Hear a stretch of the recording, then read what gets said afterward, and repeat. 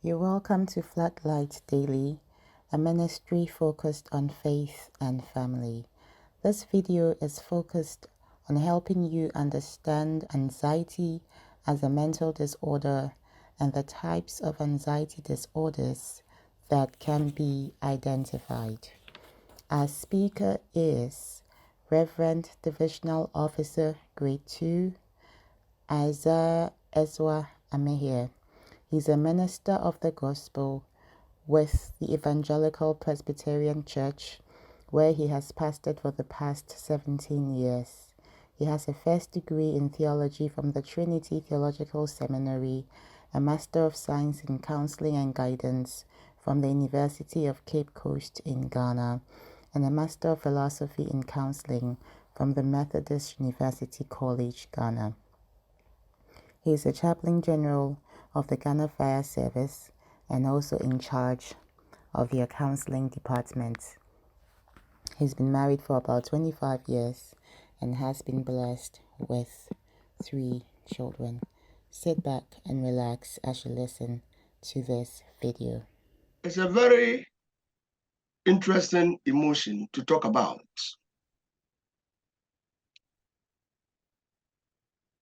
It's all depend on how long one is prone to anxiety. In short, I just want to say that anxiety is not bad at all in itself. For example, if someone holds an object in hand for a minute and put it down, it has no impact. But if that object, the individual holds on that object for long, that's where the problem lies. So I want us to appreciate anxiety from 2 points of view: healthy and unhealthy anxiety. Now, we can say that anxiety is a form of emotion, or we can say that it's a tense and uneasy apprehension about future, about something that has not exist or has not happened. An individual feels physical tension within the self, a sense of uneasiness about future. For example, somebody is heading towards a place of work, and all of a sudden, he begins to recall certain memories or dwell on certain thoughts. That today will be a bad day for me. But today will be a bad day for me. What if you should put the person to answer what exactly will make today a bad day for you? That person may have no reason for saying so.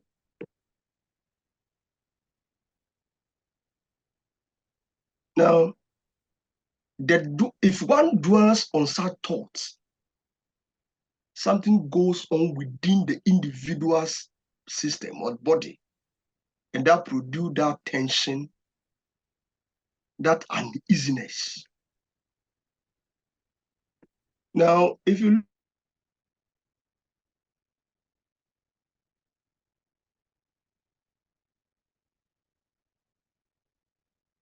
look at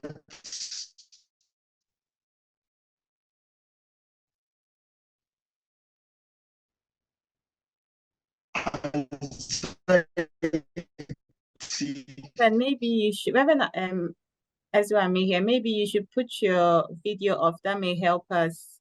I can see we are struggling a bit with the connectivity. And what? Thank you. Is that okay now?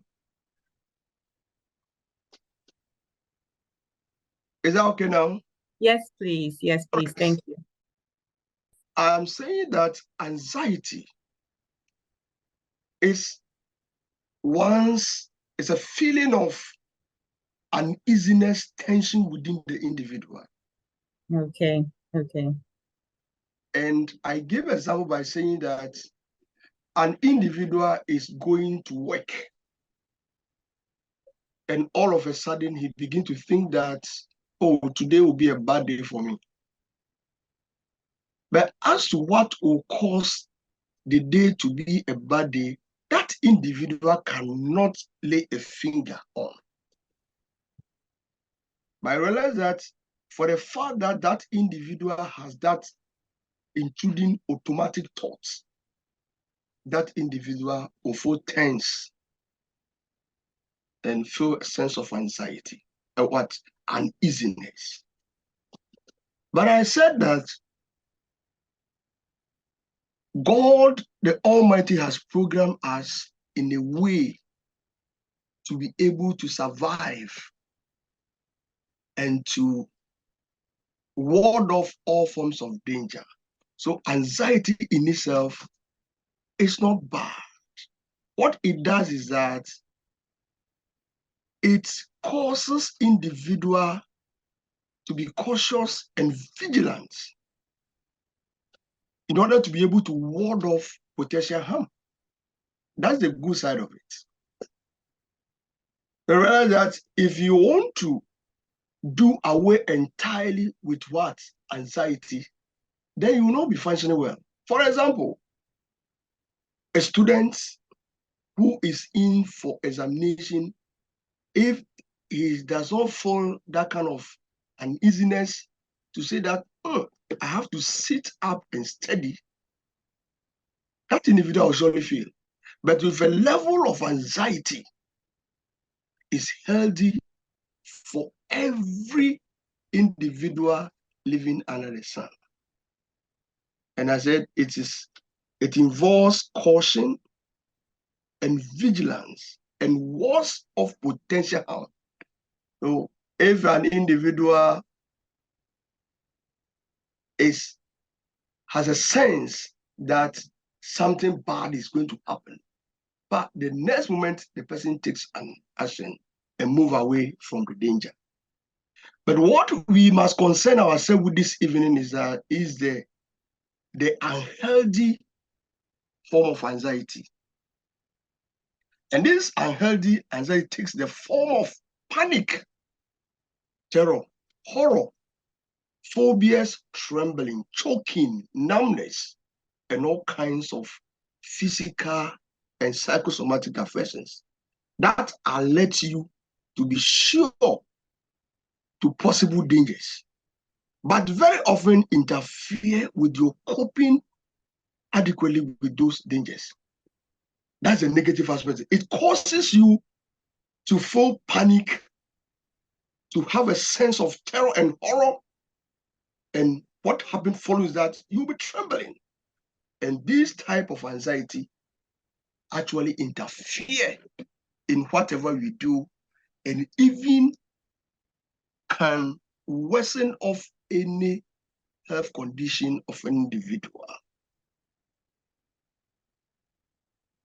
It will be you will follow the discussion so well when we try to distinguish between anxiety from fear, stress, and panic, so that you will get it clear. I've talked about anxiety as apprehension about future danger or misfortune. In most cases, there's no factual basis for such apprehension, and that is anxiety for you. Fear, on the other hand, is an immediate alarm reaction to danger or life-threatening emergencies. In this case, fear is like you are walking down a street and all of a sudden a car has lost control and is coming towards your direction. And surely in the fleet of moment, you run away. That is fear. You see imminent danger. See the danger right there. Panic, on the other hand, is sudden, overwhelming fright or terror. You cannot explain. But that also comes at the when a stimulus or an object that one dreads so much is coming closer. That is panic. The other side is stress. Stress is about the mental appraisal of events, and you either want to fight or run away or freeze. These are the other emotions that operate within the anxiety, around anxiety. Now, it's very important to look at certain statistics that makes it relevant to attach so much importance to this program you're having tonight. But what I want us to do is that we look at various types of anxieties, disorders, and the number of people that are being afflicted day in, day out. For example, social phobias or phobias of all kinds. A research was conducted by Dimler. That research proved that about 35 million people are afflicted or are suffering from phobias or social phobias of all kinds in US. Kessler, again, and Waters and et al. Also find out that generalized anxiety disorders affect about 5.7% of the general public in US. I was trying to look at research in this part of our world with regards to the statistics, but it was very difficult to come by.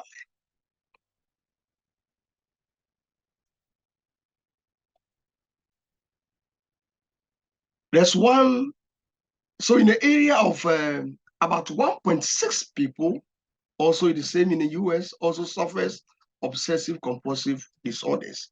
So these are some of the mind-blowing statistics that we need, that is informing us that as we talk about mental health, we cannot ignore or afford to speak and to educate ourselves in the area of anxiety disorders. Briefly, I want to say that our focus is basically must be on anxiety disorders. And we will look at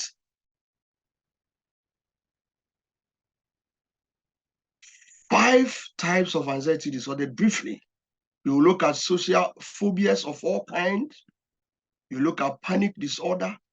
You also look at generalized anxiety disorders, that's GAD, obsessive-compulsive disorder, and post-traumatic stress disorders. Now, the reason why it's so much important for us to look at these areas is that we either go to any place of work with these kind of disorders.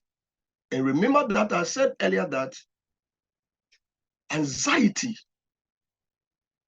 that will cause us to function and give off our utmost best is not bad. But anxiety that ranges on for a long time, that affects productivity, is what we must concern ourselves with. So let us look at these 5 types briefly. Then you can now go to our workplaces, the causes or things that cause us to be anxious in a place of work. The first one I want us to look at is phobia. And phobia can be social, it can be specific. So we should see phobia as a strong persistence and unwarranted fear of some specific object or a situation.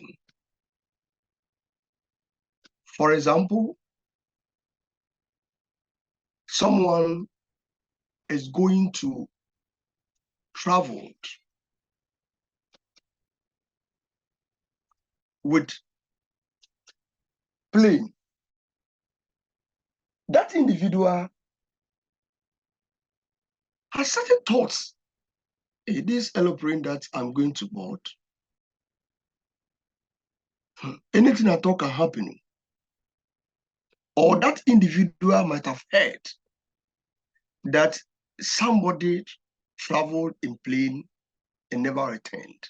So by so doing, that individual has grown to condition him or herself to associate plane with disaster.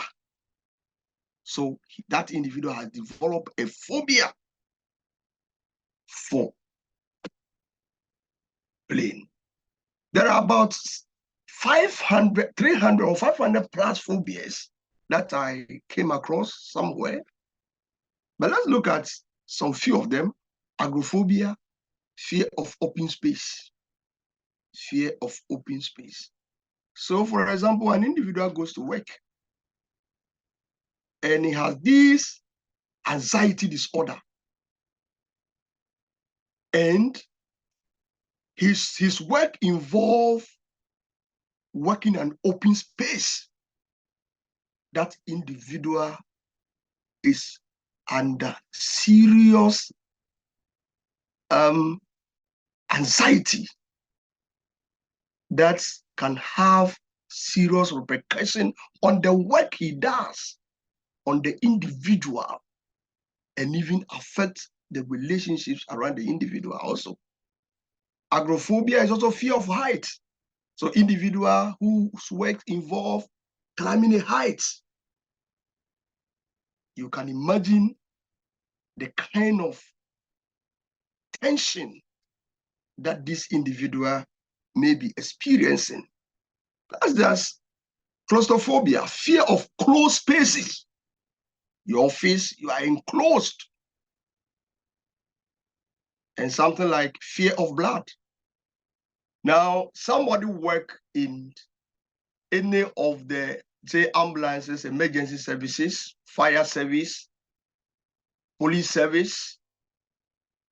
And unfortunately, in most part of our world, there's no, you don't do thorough assessment on people before engaging them. So a lot of people in our world, in most workplaces, are suffering a great deal because of this kind of phobia. The person, for example, hematophobia, that's a fear of blood. The person go to see the blood. His work involves blood. So you can go to hospitals where nurses, some of them, you'll be looking at how people use the adaptive or maladaptive coping mechanisms in dealing with these anxieties that we encountered in various forms of the work we have signed on to do.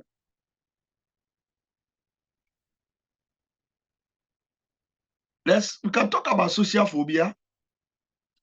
It's an intense, excessive fear of being scrutinized in one or more social performance or in a situation.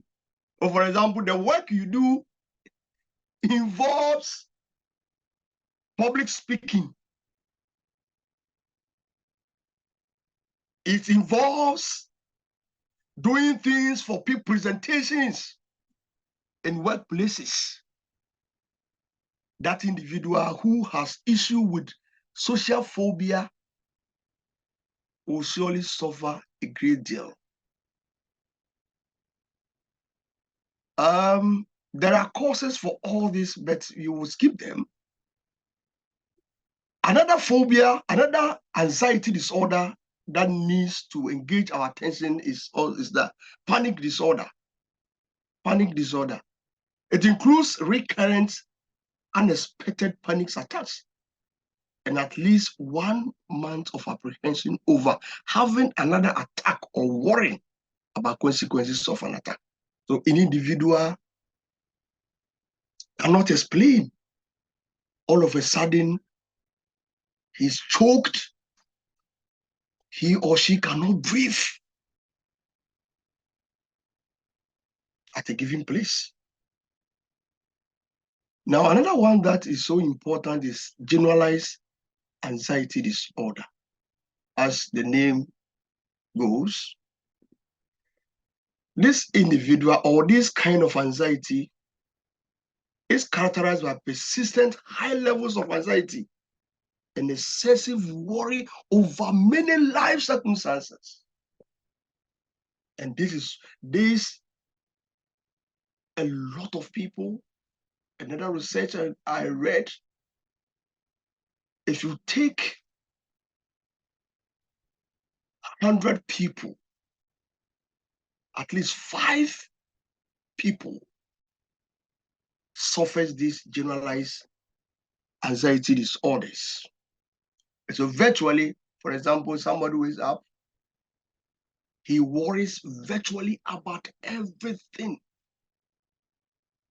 Hey, you start to say that, how can I get my children to school? But nothing is stopping him to hear from taking the children to school. And there's no money at home. So worry over a lot of things. And that is the generalized form. Now, let us take note that every time an individual experiences anything that causes him to feel tense and apprehensive, it means that something is happening under the skin of that individual.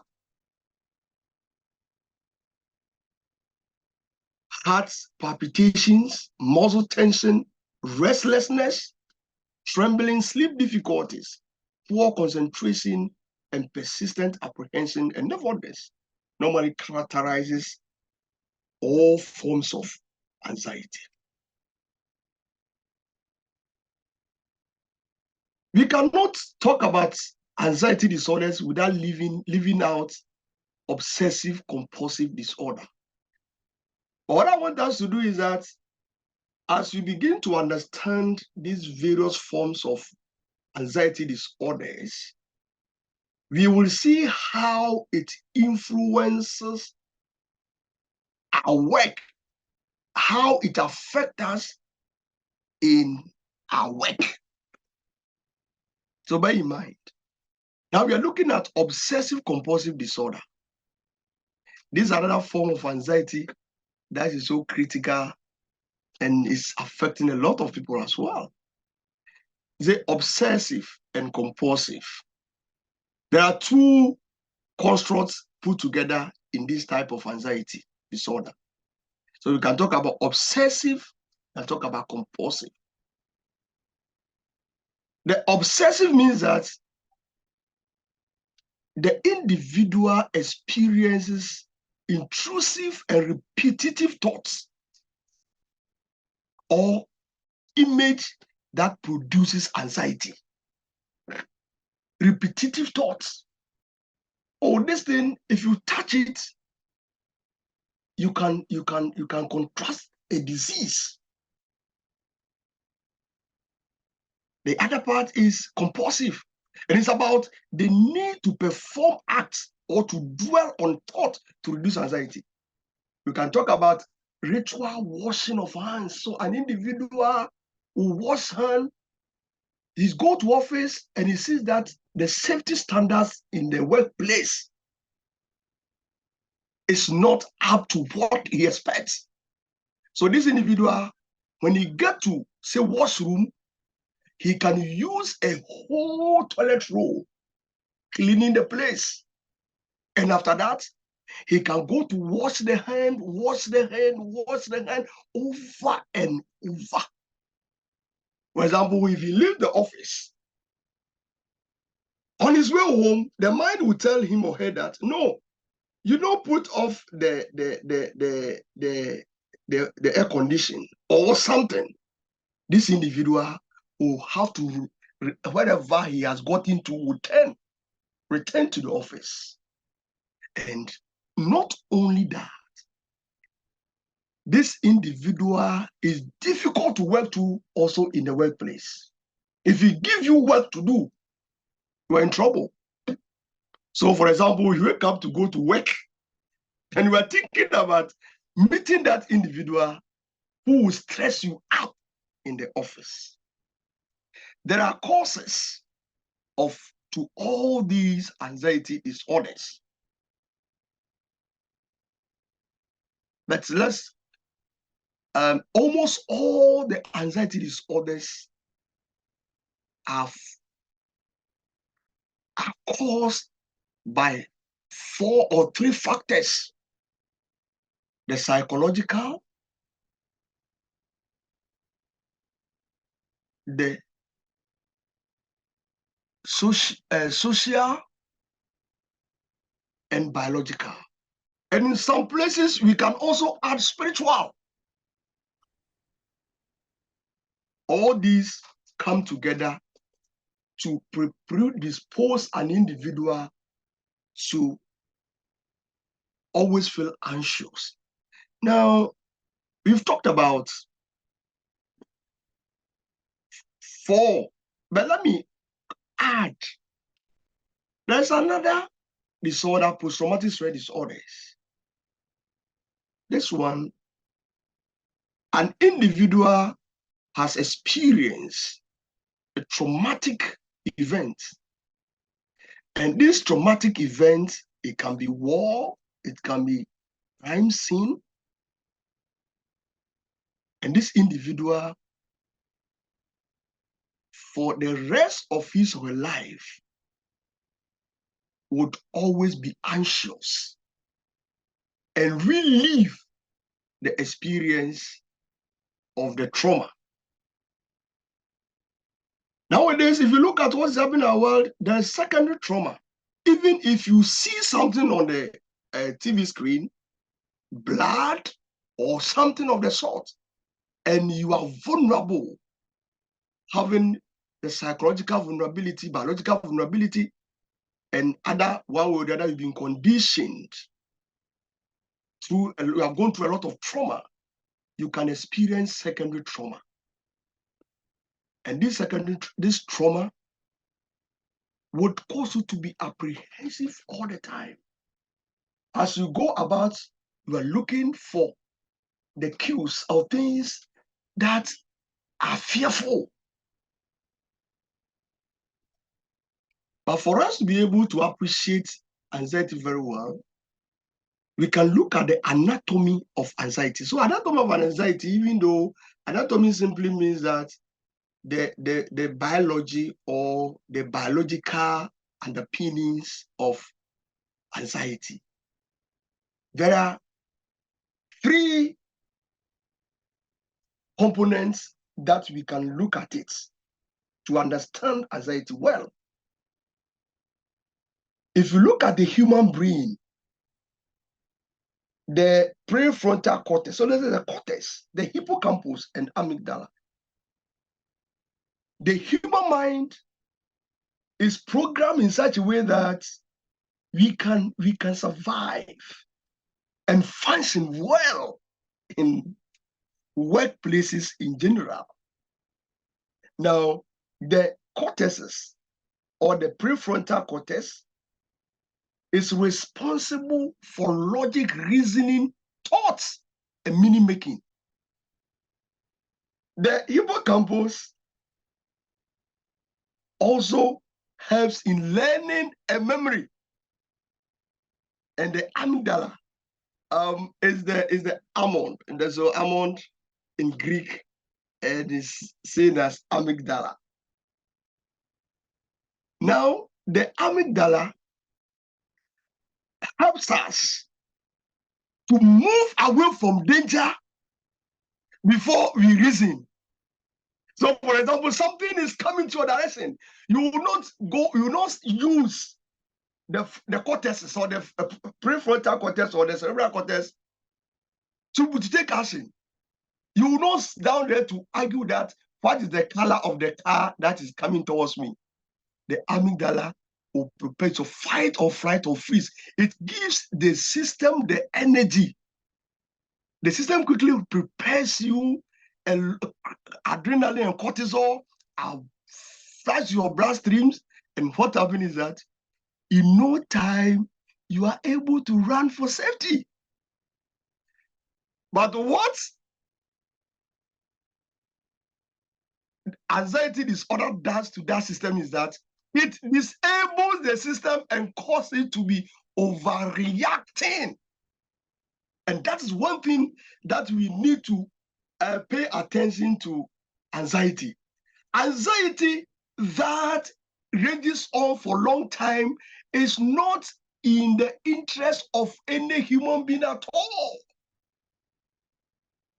If that system in our mind, in our brain, amygdala, becomes overreactive, it means that wherever there's no threat, you, the individual, see threats. And that's the seriousness of anxiety disorders. And it also means that if you want to build resilience against anxiety, we need to understand how these three parts in the brain work.